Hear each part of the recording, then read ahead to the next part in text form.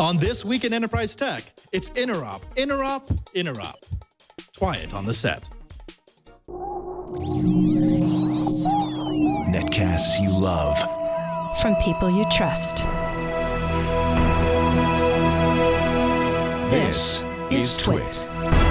Bandwidth for the following show is provided by CacheFly at CACHEFLY.com. This is Twyett. This Week in Enterprise Tech, Episode 12, recorded October 1, 2012. Interop Live. This episode of This Week in Enterprise Tech is brought to you by Ting.com. Ting is a new mobile phone service that makes sense. Save money with Ting. Pay for what you use. It doesn't require a contract and offers unlimited devices on one pooled plan. To save $50 on your first Ting device, visit enterprise.ting.com. That's enterprise.ting.com.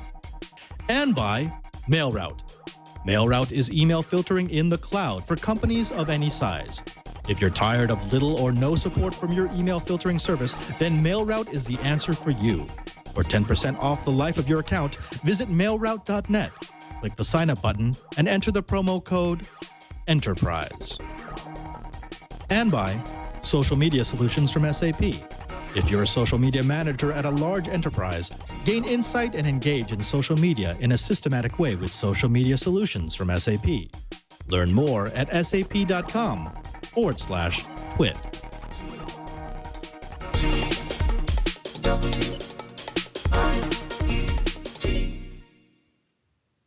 Welcome to Twyett This Week in Enterprise Tech. It's the show dedicated to enterprise professionals, IT pros, and the geek who just wants to know how the world is connected. I'm your host, Father Robert Balacer, the Digital Jesuit, your guide to all things in the enterprise, with a super special edition. If you can see behind me, we are live at Interop. That's right. The most advanced, the premier networking event in the world has come to the Javits Center.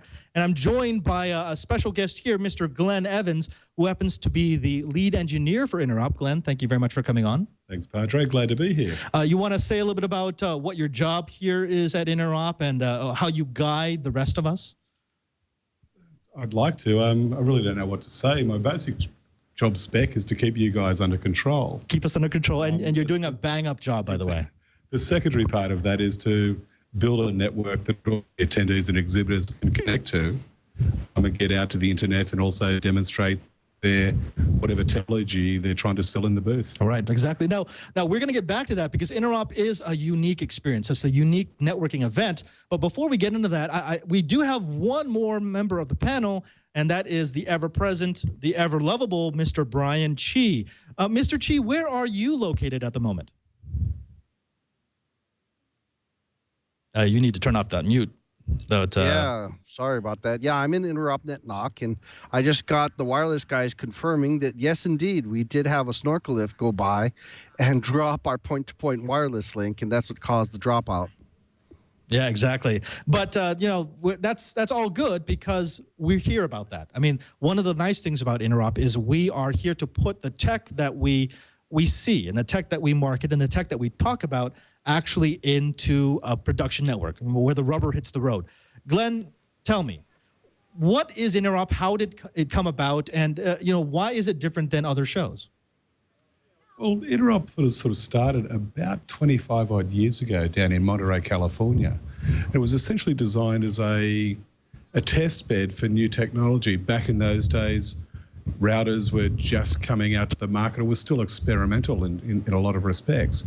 And a lot of vendors didn't know whether, their box would talk to another box from company B. So it was decided to get together in a room and see what they could do. And part of that was, having the guys who wrote the code sitting side by side and trying to work out the problems. And that's essentially how it started, as a plug fest, as an interoperability lab. And over the years, it's become commercial, and we've moved to where we are now. Yeah, but that's one of the things I love about Interop, in that it wasn't top down. I mean, it started with the engineers. Very much so. It was a grassroots thing. Right. You had a bunch of guys who were saying to each other, wait, why is it that my gear can't talk to your gear? Yeah. Or why is it that your piece of equipment can't use this as an accessory? And so they met in a cafe, and in true geek tradition, they said, look, let's open up our code. Let me see your box. I'll let you see my box. Let's make it interoperate. Exactly, yeah. And as time's gone on, it started just as, let's say, routing code, then it became switching and all the various flavors of Ethernet. And they've all been tested for interoperability on the show floor at Interop. Now, one of the things that's different about Interop is that, well, we build the network. Correct. No one else does that. You know, when you talk about these big trade shows, most of them rent the network that's in place. What are the challenges inherent in building out a network in such a short period of time? Well, I suppose there's a number of challenges. One is, probably in the first instance, is how to make it interesting for both the people who are building it and also for the attendees that are coming on to see it and experience it. So we sort of look at, what sort of concepts we can put into play, whether it's, using wireless across a whole event space or using software-defined networking concepts, or whether it's, what sort of applications we can run over the network. And then work out, okay, how can we put this into a live environment in a very short piece of time? And in some cases, we may not do full implementations of a technology or a concept. We'll only do a part implementation because we're limited by time and, venue constraints. One of the things that I love is that most of the team at Interop isn't getting paid to be at Interop. It's actually volunteers. You yourself started as a volunteer, right? Yeah, that's correct. I started, was it 97 back in Australia doing some of the small shows. And for me, Interop's been a career path. My first job on the Interop net was terminating cable on a show floor in Sydney. Now, at that time, I knew nothing about cabling. And it was, here it is, here's the specs, here's the instructions, go and do it. After 300 cables, you sort of learnt, some of the better ways to do things. And it all started from there. And a lot of the guys have come from that same sort of position. All the team have been volunteers, whether they're staff or team leads. They've all started as volunteers terminating cable. Now, this is not the only thing you do. You actually come from a networking background. So you want to tell us a little bit about what you do in the off season? Well, I suppose my off season is probably 4 or 5 months a year. At that time, I live over in London, and I worked with, as a support arm for some of the US companies that are trying to break into the European market, and work as their local feet on the ground, help them develop some of the sales stuff. Okay, now here's a question. I don't want to be mean, I don't want to be rude, but if I don't ask you this, people are going to say I was treating you with kid gloves. That is this. When we look at conferences, because there's a lot of conferences that pull our attention during the year, there are those who say the era of the conference is over, and it doesn't make sense to do this thing behind us, to set up these expensive booths on these big show floors, that it doesn't make sense for us to spend all this money traveling around the world, that we can get all the information we need about a product just by going to their website. So to someone who's growing up in that environment, what would you tell them about an experience like Interop? Well, I suppose from my perspective, obviously the first thing is, if you don't come to the conference, I'm out of a job. But to be serious about it, I think in some aspects, in some cases, they're probably right. But there is also a good argument for certainly multi-vendor shows like Interop, where you get the ability to have face-to-face chats with the engineers, the salespeople, perhaps the marketing people of a particular vendor, but not just a particular vendor, but of all the vendors who are at the show. So you can get online and you can look up certain specifications for a particular product, and you can compare it online and do the little comparison sheets and whatever else. You come to these live events and you actually get to experience and put hands on and see these particular systems, devices, concepts, whatever they are, side by side. Talk to the people who know the most about them, and then do a really decent comparison. So in other words, you could get it online, but you can understand it in person. Yeah, I think there's value in that sort of face-to-face. The ability to pick up a phone and talk to somebody, and pick up the nuances in their voice and in the conversation is certainly a lot better, I feel, than getting on the web or in chat rooms or whatever else. No offense to the chat room guys, but sometimes the tone of a conversation the intent of a conversation is lost in translation when you're putting it all in writing. Great. Glenn, thank you very much for spending your time with us. I know you're busy because we're still setting up the show. Yeah, and so I've got a wireless problem to fix. you got a wireless problem to fix. Get rid of that cherry picker. Yes. But in the meantime, we actually have a little video for you to show you a behind-the-scenes look of what it takes to set up all the fiber and copper that goes into Interop.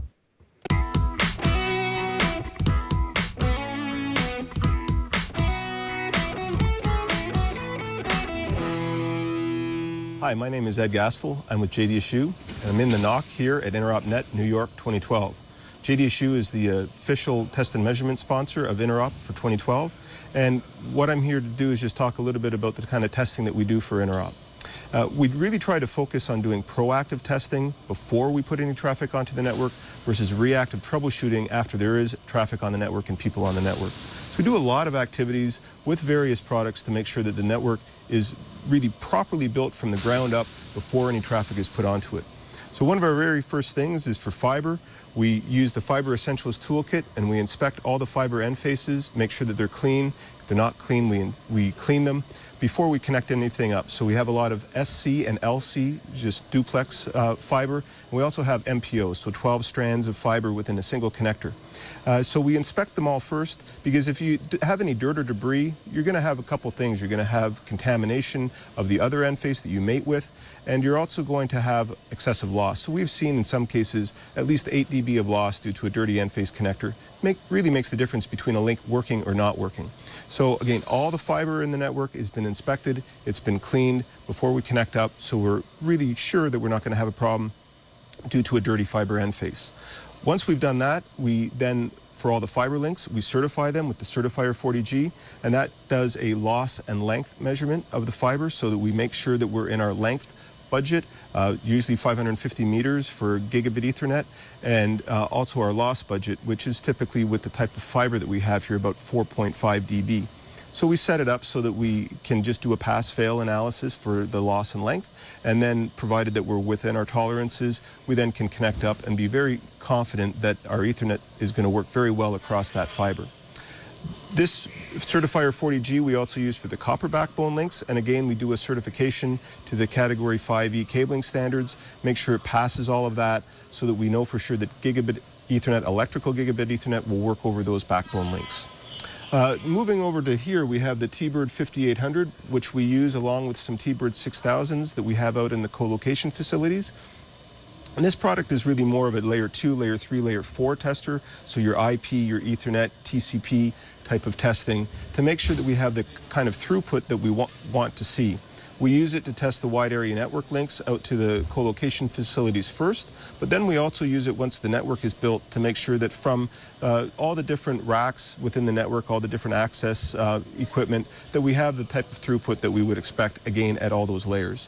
And finally, we have the Landscaper Pro, which we use to deploy the show floor. So the Expo, which has got all the drops into the individual booths, we use this just simply to do a wire map test, make sure that everything is pinned out properly, connected back into the racks correctly, and then we can perform a DHCP test to make sure that we have an IP configuration, and we can also ping both into the NOC and to the outside world to make sure that we have IP connectivity to all those drops. So one of the things that we see here is that we have to use different tools. They somewhat have a specific purpose. Each tool has its own purpose, whether it's inspecting a fiber end face or whether it's measuring throughput at layer 4. Every tool has a specific purpose. So we need to bring all these tools together so that we can bring the entire network up together and make sure that it works well and we don't have to do a lot of then reactive troubleshooting and take things down afterwards. So once again, my name is Ed Gastel. I'm with JDSU. If you'd like more information about us, please go to jdsu.com/test.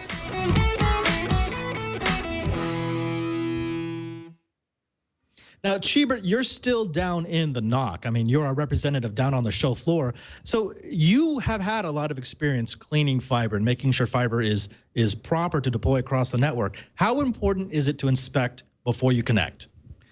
Well, actually, one of the things that I tell my students is I actually go and start doing some fiber demonstrations, and then I purposely leave an uncapped piece of fiber just laying on the table while we're eating lunch.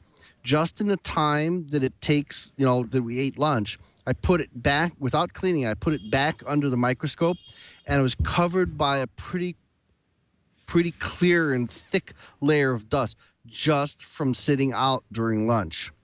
We also had a problem where last year at the Interrupt show on our 10 gig links, someone had plugged in a dirty patch cable and spiked a $7,000 10 gig optics. It cost us a day of troubleshooting and a $7,000 optical cartridge. A real bummer, if you ask me.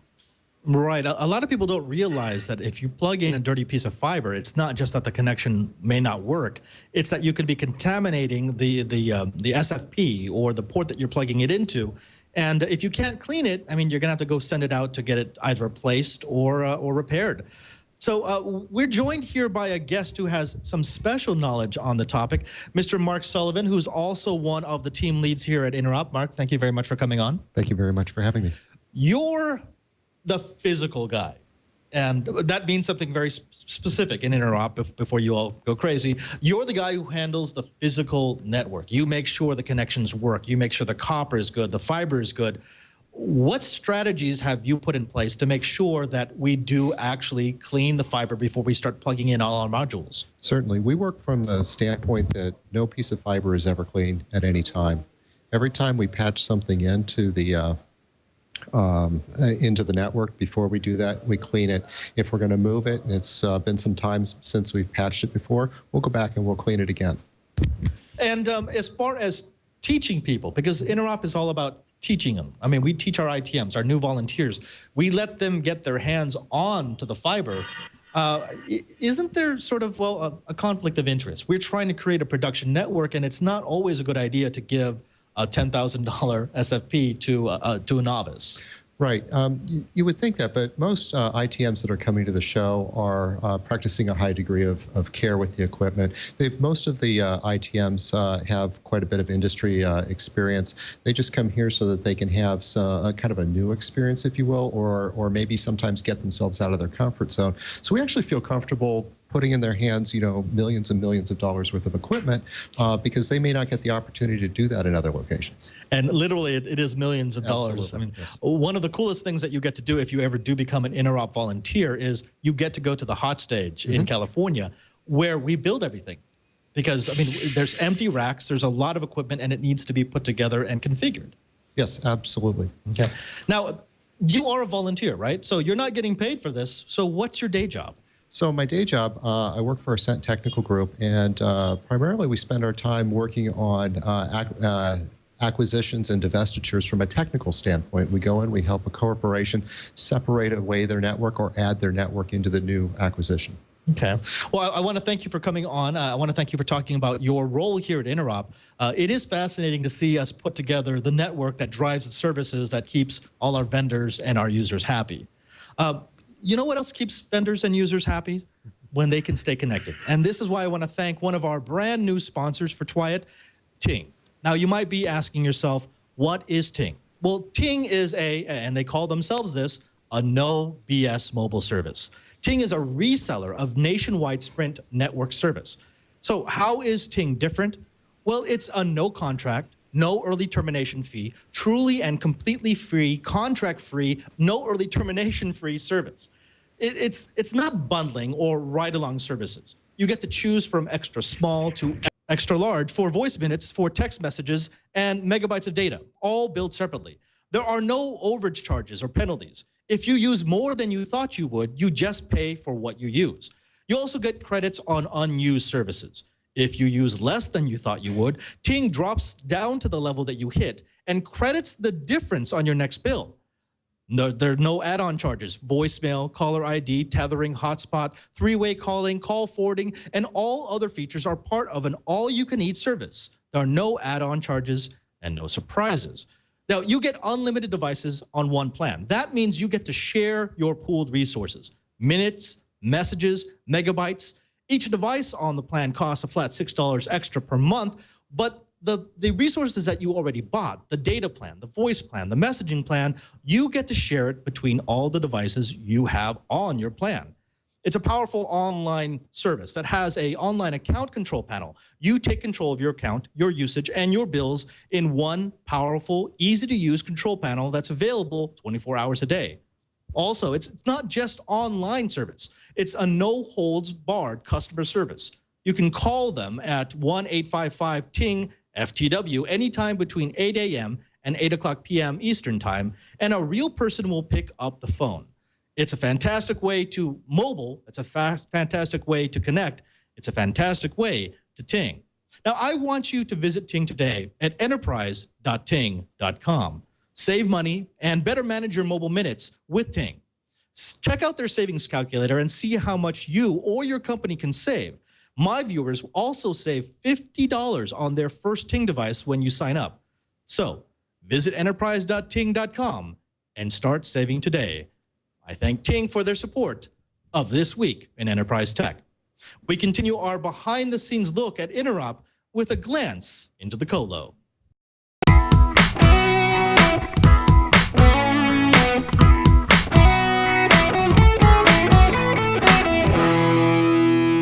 I'm Jeff Enters, and I'm the Worldwide IPv6 Portfolio Manager for HP's Technology Services Organization. And we're here today at Interop New York 2012 at the Javits Center to talk a little bit about Interop Net and what HP is doing with it. The Interop Net network is different than anything else out there. It's not an enterprise network. It's not a data center by itself. It's not a small enterprise network. It's a little bit of everything. It's, we got data centers in 3 different locations across the country, in San Francisco, Denver, and Newark, New Jersey. Those different co-locations provide services for the show. So this network is very different in the fact that we have those 3 different co-locations, data centers, cloud, if you will, and then we have the actual show. And the show networks, both Las Vegas and New York, are set up in very compressed time frames. So we have a matter of a few days to bring up a network from nothing to completely live. When you're looking at a network that is only up for about 7 to 8 days, any downtime is critical. It's extremely important for us as we sit there and are looking at our network. If there's something going wrong with our components, we want to also understand at the same time what's happening with the other vendors. If there's something else that is going on that's maybe impacting ours, our Intelligent Management Center is able to look across all those different vendors and understand what other problems may be occurring on the network, so we don't troubleshoot too far without understanding that there's something else being worked on already. So one of the new things that we're doing this year, we kind of stepped it up a little bit, is we brought in our Tipping Point 6100Ns. Latest, greatest IPS box that we have, and we lined it across all 3 of those colos that I talked about earlier. So the San Francisco, Denver, and Newark colo. So right at the edge of those networks, there's 3 1 gigabit connections going out of each one of those colocations, and we're protecting all 3 of those. The difference behind those is this, again, is not your typical enterprise network, and so we can't just lock everything down. This is not about protecting us from the internet. This is about us protecting the internet from us. So really that's what we're doing with those tipping points. We can't just lock down this network. We have to leave it wide open. It's very important for the vendors that are out on the show floor to be able to do whatever it is they need to do to demonstrate their latest capabilities, products, technologies, whatever it might be. And so if we start locking things down, it's gonna hamper their abilities. So we have to leave it wide open. But what the tipping points gave us was the ability to watch for anything that may be compromised on the inside of the network. So be able to see that there was a compromised machine. It's infected and it's trying to get out to external networks. And so we can see that, we can find that person, and we can help them clean that off their machine. The RFP, or request for proposal, that InteropNet just put out for next year, for 2013, just came out, and it was great to see in there that they had, SDN, software-defined networking, all about rapid deployment of different applications and services, right? So from months to minutes, deploying of different services. So that's a big one out there right now in the industry that people want to see. So InteropNet has got that in there for the RFP next year. They want to see what we can do in those areas. So that's one that people can respond to. The other one is BYOD, bring your own device. So the number of devices in the world these days that people are carrying around with them and bringing into work, and this opportunity for the different enterprises to capitalize on that and possibly reduce some of their internal costs is another big one out there right now. And that's what InteropNet's doing. They're doing the right things to bring in those latest and greatest technologies for us to demonstrate our capabilities. So it's great. Now, one of the interesting things that people may not realize about Interop is that we actually have 3 colos. We have one in Denver, we have one in Sunnyvale, we've got the one in Newark. Cheebert, why do we need 3 colos for one show? Well, a lot of this is that old adage of eat your own dog food. What we've done is, before we used to ship a massive truckload of racks full of equipment with servers and so forth so we could provide the services on the show floor. Now a lot of those services are up in the clouds. So for every show, for Las Vegas, we actually have a dual link, one to Sunnyvale, one to Denver. For the New York show, we have 2 links also, one to Denver and one to Newark.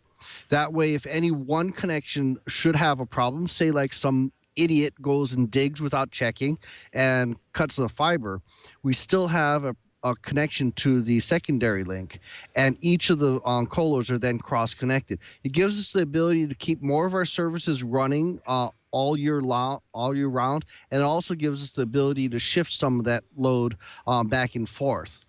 So having a colo means we have more time to do setup, we have more time to tinker with it and tweak it through the year, so that when we get it onto the show floor, we have a lot more time to work on advanced technologies. Eric Duckman in the chat room is saying that it's basically a belt and suspenders approach, and that's true. You never want a single point of failure, even if it is your colos. Now, speaking of belt and suspenders, one of the strengths of Interop is that we have a lot of experience. We have a lot of people who work in the real world, who are not all just theoretical. And one of those is the man sitting next to me, Mr. Marty Krepfel. Marty, thank you very much for coming on. Thanks, Padre. Thanks for having me. Now, Marty, what is your job at Interop? Well, I have a couple different jobs. Generally, I'm in charge of the colo facilities. I'm located in Denver, so that I have reasonable access to that facility, and generally go, and if there's a problem, they might send me and say, look, go figure out why the circuit isn't up, or what this particular piece of equipment needs to be routed. A lot of times I get shipments of equipment right to my house, and I deliver them up there and install them into the network and get them configured initially, then available for the rest of the team to get after it when it's installed. Now, give me some knowledge here. What's one thing that you think a lot of people don't know about a colo? Because as you mentioned, you spend a lot of time in the colo, and most will never ever see the inside of a colo, and we can't bring cameras inside of a colo. What's it like? What's the environment? I mean, really, what is this mysterious thing that we call a colo? You know, the colo is actually a very secure facility. It's very difficult to get into, as you mentioned. Most people can't get in there without having your name on a list and so forth and pre-authorization. It's basically 100,000 square foot raised floor building. It racks and racks of servers, and it basically sounds like a jet engine. Fans upon fans upon fans. It's a very loud place. You would never expect it to be as loud as it is, and after about half an hour, you're exhausted just from the ambient noise. It's an incredible facility from a technology perspective, and the great power, great air conditioning, lots of redundant systems. Wonderful place if you have to have a mission critical piece of equipment running all the time. Marty, what is it that you do when you're not at Interop? Well, my specialty is working with small businesses, typically professional organizations like doctors' offices or lawyers' offices that use technology but really aren't large enough to have their own technology staff. So I'm essentially a technologist for rent, if you will, to keep them up and running, get their problems solved. Anything from simple things like I can't print to setting up network connectivity, web presence, and so forth. And if there was someone out there who was thinking about participating with Interop, was thinking about coming here, what kind of advice would you give him or her to ease their transition into the Interop flock?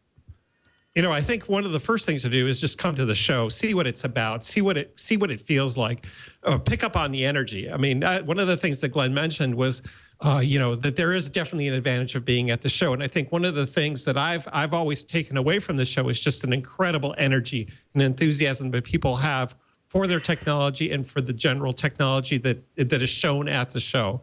pick up on that and then sign up to volunteer. Ask a lot of questions, make a pest of yourself to some level, and immediately somebody will notice you and you'll get invited to come. We're always looking for willing hands. Well, you've heard it from an expert. Make a pest out of yourself. That's how you succeed at Interop. Marty, thank you very much for coming on. Thanks you for talking and sharing some of your knowledge. I do want to take another break to we'll talk about another one of our wonderful, wonderful sponsors. This time, it's MailRoute.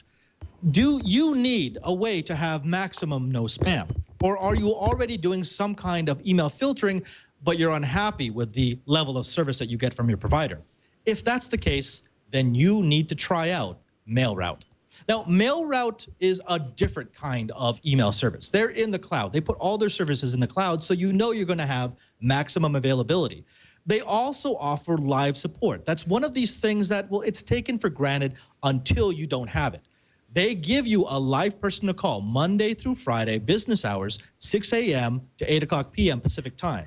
If you need assistance after hours, when you call them, a service ticket is automatically generated and you get contacted within the hour. That service, and when you're dealing with something that's mission critical like email, you want that to be in your back pocket. You want that peace of mind. Now, MailRoute is a hosted email filtering service that it's available for businesses of any size. There's no easier way to filter your email. You don't have any hardware or software that you need to add to your network. You simply point your email to MailRoute. They filter it, and they deliver it to your email servers. Nice, clean stream of emails anytime you need it. Now, because MailRoute is in the cloud, it eliminates the need to have a dedicated server for spam filtering. All that's necessary is that you change your DNS MX record, and that starts your flow of clean email. You don't even have to own or manage your own email server. As long as you have your own domain, MailRoute can filter your email and send it off to your server wherever it may be. Now, MailRoute also recently added an administrative interface that gives you direct control over every aspect of your service, from setting the sensitivity of the spam filters to adding domains or users and managing whitelists and blacklists. End users can manage their own settings and administrators can control them all. Now, over the past 12 months, we blocked over 235,000 spam messages for Tom Merritt. That was 99.7% of his total mail volume, and it allowed him to reclaim a domain that had been abandoned to spam. We've also blocked almost 750,000 messages for Leo in the last 12 months. That's over 12 million messages blocked since he started using MailRoute. Now, MailRoute also has disaster recovery service. That means it holds mail for up to 15 days with no file limit if your server goes down. That means if you need to make a change, if you have a disaster, if you're moving offices, you don't have to worry about mail bouncing. It's delivered, it's held, it's filtered, and then it's forwarded to you when your server becomes available. What I want you to do is to try it for free. Visit mailroute.net, click the sign up button, and enter the promo code ENTERPRISE to start your 15-day free trial and get 10% off for the life of your account. No credit card is required for the free trial. That's mailroute.net. Click the sign up button and enter the promo code ENTERPRISE. And we thank MailRoute for their support of This Week in Enterprise Tech. Now, we've had enough of Marty. Thank you for sending on his way. But we haven't had enough of the behind-the-scenes look at Interop. Here we go with another episode of The Data Closet.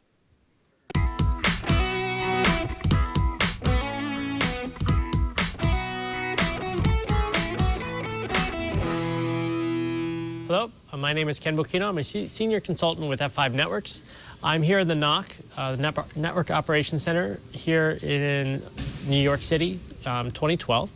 F5 is here for the second year in the NOC, delivering application availability overall between multiple different services that the Interop network it needs to operate, as well as providing data center firewall protection for a lot of the services we also provide. What makes the Interop network unique for F5 being deployed here is that it's not quite an enterprise-based network and it's not quite an ISP.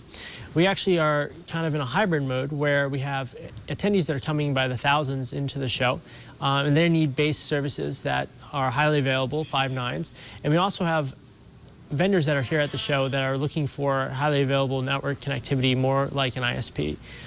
What's unique about F5 is that we play quite nicely in both scenarios, and we are quite flexible with the ability to deploy us within a hybrid network like this, showing off both the enterprise-based deployment scenarios as well as the ISP-based scenarios that you would commonly find in your environment. So in our case, we are looking to provide the highly available base services that any attendee would need to have, DNS and other services that are core to their ability to get onto the network. From a BYOD perspective, or bring your own device perspective, getting onto the network goes through our appliances initially to go onto that infrastructure. And as well as from a vendor perspective, getting to base services that are always up, always online, regardless of the state of the show, if it's currently in transit between Las Vegas to New York, or if it's online here at the actual driver center. A common mistake that most people make around firewalls is thinking that an enterprise-based firewall is the same as a hosting-based or data center firewall, where an enterprise-based firewall is commonly deployed to protect thousands of users on an internal corporate network from the outside world, or potentially to other areas of the enterprise. A data center hosting-based firewall is looking to provide protection for a certain set of services you as a content provider are looking to provide to the outside world. In a typical scenario of deploying an enterprise-based firewall in a hosting-based environment, you potentially going to run into the inability to scale for the millions of users that are coming to your services on your internal hosting environment. You also have the potential for attack, and in most cases, you're not going to be able to allow your enterprise firewall to scale to the needs of an attack on your hosting environment. What we do at F5 is actually simplify and flatten that model, where we take the L4 type protection that you might look to provide via ACLs, as well as the advanced technologies that we have to provide security for content that you're looking to provide to the web. And we do this via our long history of TMOS, which is our traffic management OS, and its ability to scale quite large to the overall connection per second rates that you would typically see from a DDoS or typical use case of a very large web hosting environment. We then add on top of that the ability to inspect and verify traffic as it comes in from an application level perspective using WAF-based technology, using our ASM, our application module security. And we overall provide all that within a single management UI instead of managing that same security model within multiple different appliances. By doing this, we allow the ability to scale quite large, quite quickly within a single appliance model, and don't have to re-inspect the same packets over and over again where you would typically see in a multiple appliance deployment scenario. If you'd like any more information about our approach to data center firewalls or any other application delivery type technologies, please visit f5.com. I'm Ken Bocchino from F5. Thank you very much.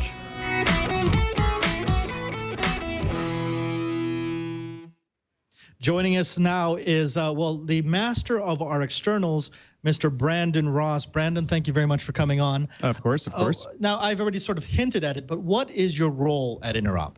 Right, so my role here is to lead the team that handles the external connectivity for the show, as well as routing and switching throughout the show floor.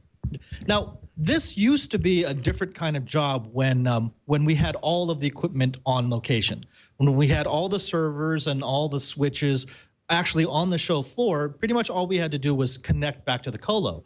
Now that we've moved into this model of having all of our services in the 3 colos that we keep, what has changed about delivering services to the show floor? Well, honestly, things have actually gotten quite a bit easier. You see, using the cloud, as it were, to pre-stage our gear in the 3 colos you mentioned around the country means that that equipment doesn't have to be shut off, put in a truck, shipped to New York, turned back on again in the minimal amount of time that we have to get things going between when we have access to the convention center and when the show starts. So it's allowed us to have a permanent base of equipment that we know is running, that we can check at any time, and that's already there.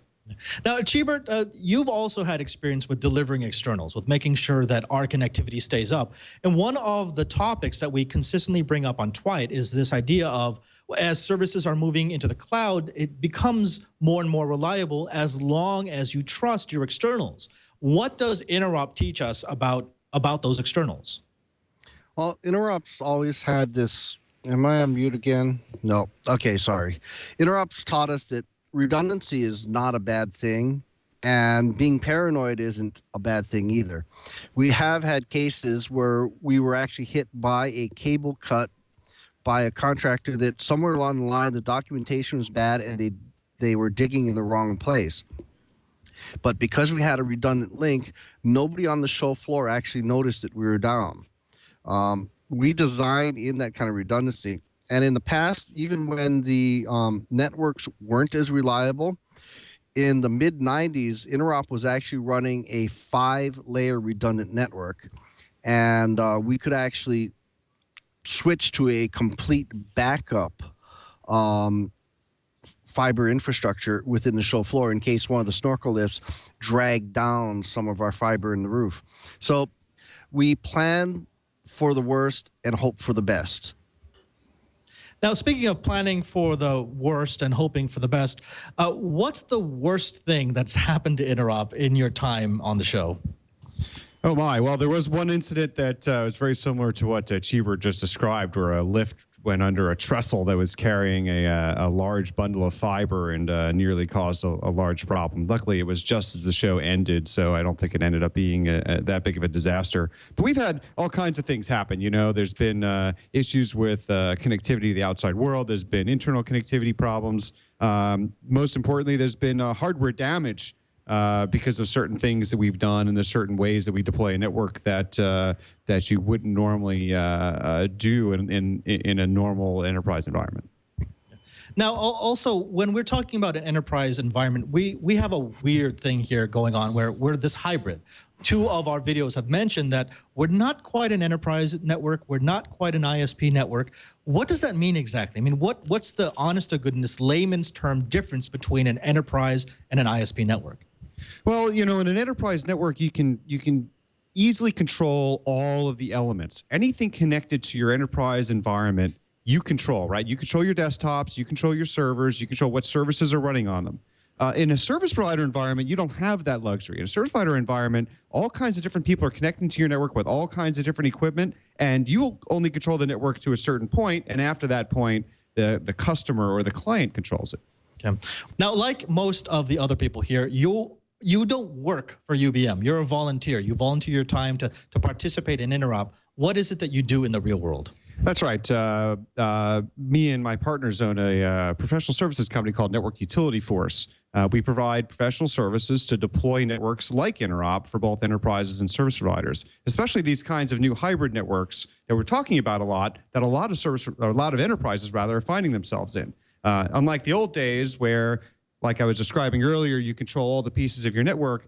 Most enterprises are finding that their users are bringing their own devices, are wanting to set up their own servers and their own desktops, and even have their own small networks in parts of their larger enterprise. So we help companies act more like a service provider so that they can anticipate and deal with all these new devices and servers and that kind of things connected to the network today. Well, Brandon, thank you very much, not just for being on the show, but for your years of service to Interop, for keeping us connected, for keeping the network going.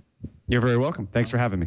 And, well, you know, we do have one more sponsor. We have one new sponsor who I'm actually quite excited to have because it's a future topic of This Week in Enterprise Tech, and that is social in the enterprise. This episode of This Week in Enterprise Tech is brought to you in part by Social Media Solutions from SAP. Now, these days, much of the conversation about brands comes online. It's with people posting to Facebook or with writing a comment on a blog or tweeting and then having that tweet go around the world. It's common for most of the information that we know about a company, about their vibe, about their buzz, to come through social media channels. And if your work is in social media at a large enterprise, it's challenging because how do you take all those bits of information? How do you take all those different social avenues and turn it into something that you can make business decisions based upon? That's where SAP comes to play. Now, if you want to use their software, they have a listening component that searches the social web in a smart way to know what is being said about your brand. It captures and reports on conversations about relevant terms, about passions, patterns, and even your competitors. It surfaces sentiment and the intensity of it. For example, do your customers like, love, or dislike something? It's not just whether or not people are talking about you, it's what they're talking about.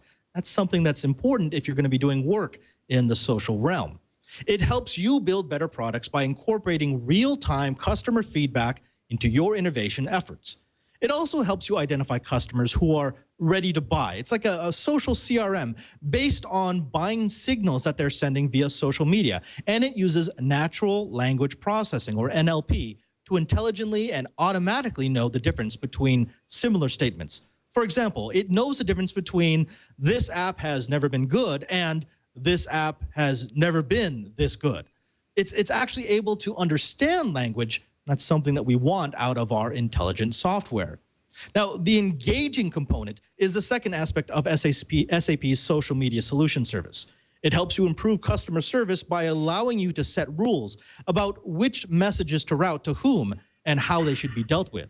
For example, if someone tweets a technical support problem, you can get it to the right person automatically and fix their problem through social media, rather than having the tweet bounce back and forth between sales and customer service.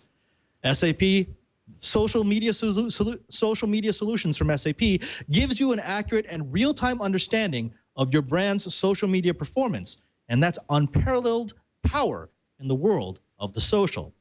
Now, if you manage the social media presence for a large regional or national enterprise, get in touch with SAP now. You can find out more at sap.com/twit. We thank SAP for their support of This Week in Enterprise Tech. I want to thank all of our guests. I want to thank everyone who was on the panel. I want to thank our audience for sticking through all the technical difficulties. Chibert, I want to throw to you really quick. Is there anything that you would like to promote, anything you want people to know about? I would like everybody to realize that Interop is a volunteer program. And if you are interested, I actually threw the URL into the chat room, but it is volunteer.networkops, then spelled networkops.net. Feel free to drop an application in, and we'd love to have you on the team. Yes, indeed we would. We're always looking for volunteers. And unfortunately, we've run out of time. Otherwise, we'd talk more and more about this wonderful show being built behind me. Now, before we go, I do want to say, if you're listening to this on the audio download, well, two things. First, definitely download the video podcast, because you get to see in the videos all the B-roll, all the clips, all the slides that add a dimension to the information that you're receiving through Twyat. Also, if you are listening or watching this on the download, why not join us live? We tape, or we try to tape, every Monday at noon Pacific time. We also have a live chat room that lets you talk to some of the most brilliant people, some of the coolest geeks, and some of the most interesting trolls on the internet. Because Twit is not just a network for content, it's a temporary community. Also, follow me on Twitter at twitter.com/PadreSJ. If you do, you'll be able to find out what we're talking about on each episode of Twyat. You'll be able to vote on the videos that we display, and you'll be able to find out what I do in my Uber Geek travels. Finally, I want to thank everyone at the Brick House, because this has been a challenging episode, especially our technical director, Jason, our wonderful producer, Karsten, and for Brian for holding it all down from the Brick House. One last bit, and that is, if you are in the New York area, please stop by Interop, knock on the knock window, and talk to Brian or I. We'd love to see you.